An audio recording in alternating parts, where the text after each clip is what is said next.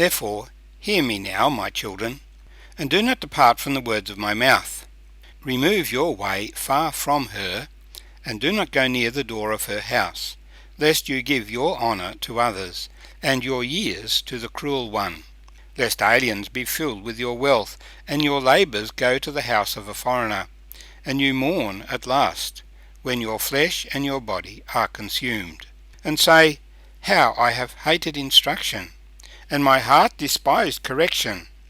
I have not obeyed the voice of my teachers, nor inclined my ear to those who instructed me. I was on the verge of total ruin in the midst of the assembly and congregation. My name's Arthur. Thank you for joining me as we meditate in these words of Solomon, Proverbs, verses 7 to 14.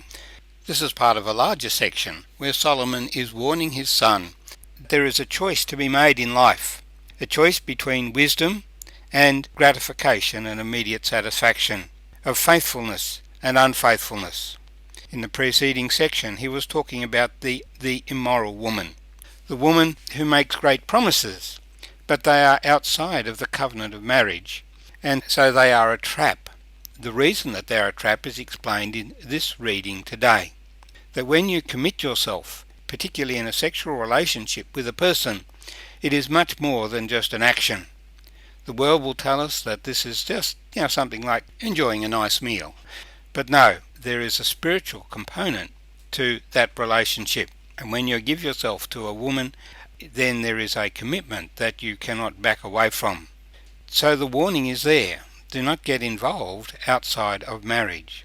Inside of marriage, that attraction is designed to strengthen the relationship. But you don't want a strong relationship that is bad for you. And so the warning is, remove your way far from the immoral woman, the woman who would have a relationship with you without the commitment of marriage. Do not go near the door of her house. Why not? Because if you go near, then you will be tempted to go nearer until you have entered in. Do not give your honour or your strength to others. Our focus needs to be on one, so we have a choice to make. And the emphasis in these readings is that it's not just a one-time choice, it is a continual choice. We must be committed to seeking the way of God and avoiding the way of evil. Now, what leads us to evil is the lust of the flesh, the lust of the eyes, and the pride of life. These things were what tempted Eve, and they are the things of the world. But if we are going to be people of God, then we need to put to death those things in our lives, that we are not driven by them, but rather that we seek to walk in the ways of God. Solomon and the Lord doesn't put these things in place to impede our joy, but rather to protect our joy and our satisfaction, that we might not be exploited by others, for that is the warning he gives, lest you give your honour to others and your years to the cruel one. For once you get involved outside of the commitment of marriage, then your strength is divided. Others have claim on your life which you have not wanted to give them, but now they have it anyway because of your actions. And so you give your years to the cruel one. It is the devil who wants to hurt you, who allures you with these things, because he wants an advantage from you. While serving evil is presented as being maybe exciting, as being satisfying, it is in fact just a thief, neither satisfying nor exciting, but just renders death. He is a cruel master. And you are giving away the control of your life to others. And when you give up the control of your life to others, then when you want to be free, you can't. The example of this, of course, is the many addictions that there are in the world. People start with one form of addiction and then they go on to another. And many people are caught up with addictions. They think, it would be fun to take some drugs. Once you have taken it once, then it's easy to take it the second time. And before you know it, you're not satisfied with that drug, you want to try something else. And then, in the end, your life is destroyed. That is the lust of the flesh, destroying you. And this is the warning that Solomon is bringing to us. In the end, it will be sad for you. The promise of the immoral woman, her lips drip honey, her mouth is smoother than oil. Ah, it's such a wonderful first taste. But in the end, she is bitter as wormwood, and sharp as a two-edged sword. You play with fire, you get burned. Play with sharp knives, and you'll get cut, is the principle. And here your strength is taken away and given to others. And in the end, you will say, why didn't I take heed? Why didn't I take notice of my advisers? And conclude, I hated instruction. We are given instructions for our good. But if we rebel against them and do not heed them, then we suffer the consequences and the penalty. He talks about my heart despised correction. It's of course not just that the instruction is given once, but the instruction is given repeatedly. And when we fail the first time, somebody comes along and say, no, you shouldn't be doing that. But our stubborn heart says, yes, I will, rather than saying, no, I made a mistake, and withdrawing. This is the way of the flesh that leads us ever and ever into deeper sin. And of course, to be a believer in the Lord Jesus Christ is to begin to swim against this flood, against this tide. And so it is a struggle. It is a struggle for the believer.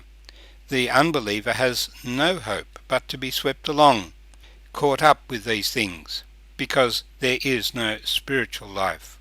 But the believer can fight these things and resist the devil, and we're told he will flee from you. It is sad for those who began well, who have got caught up, and we see it repeatedly in terms of the sports stars. They begin well, there's great hope and aspirations, but the clubs are continually being embarrassed because men have not behaved themselves in an appropriate manner. They have not obeyed the voice of their teachers. They have not heeded correction and instruction. And so suddenly their potential is destroyed. He says, I was on the verge of total ruin in the midst of the assembly and the congregation.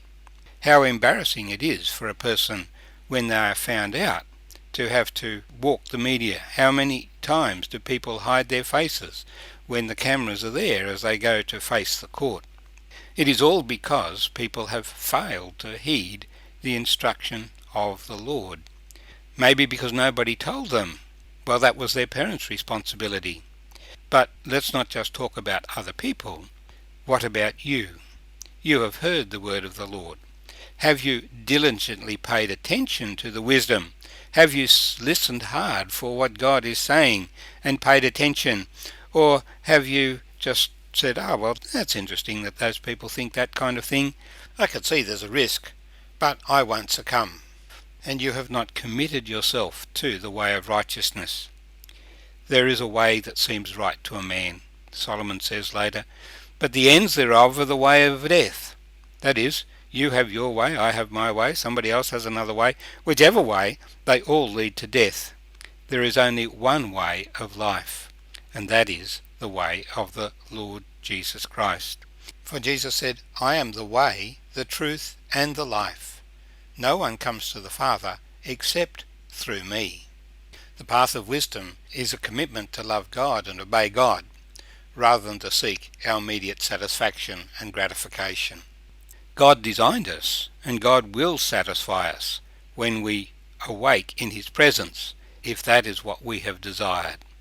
But if we have sought immediate gratification, then what lies ahead for us is eternal frustration.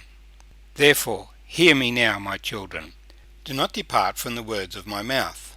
Remove your way far from the immoral woman, and do not go near the door of her house, lest you give your honour to others, and your years to the cruel one. Lest aliens be filled with your wealth, and your labours go to the house of a foreigner, and you mourn at last, when your flesh and your body are consumed, and say, How I have hated instruction, and my heart despised correction. I have not obeyed the voice of my teachers, nor inclined my ear to those who instructed me. I was on the verge of total ruin, in the midst of the assembly and congregation.